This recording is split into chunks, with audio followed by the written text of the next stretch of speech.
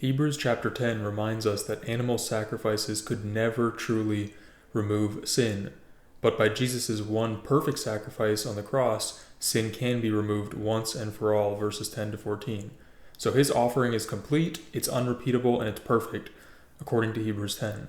And verse 18 says, where remission of these is, there is no more offering for sin. Now verse 26 often scares readers. For if we sin willfully after we have received the knowledge of the truth, there remains no more sacrifice for sins.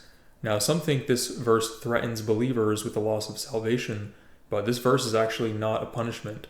The punishment comes in verses 27 to 39. So in this verse, Paul is reminding the believers that Christ's sacrifice is final. There's no further sacrifice for sins needed. The no more sacrifice is the same promise from verse 18, which applies to all believers, irrespective of if they have sinned willfully or not.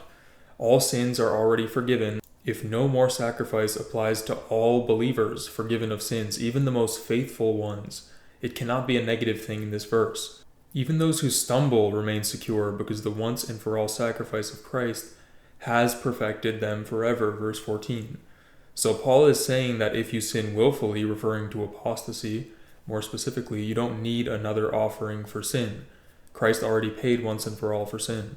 However, Paul makes it clear in verses 27 to 30 that despite that great fact, these believers can be certain that they will face God's divine discipline. Those that apply this passage to any kind of sin or a loss of salvation don't understand that all or most sins are in fact willful, volitional, intentional.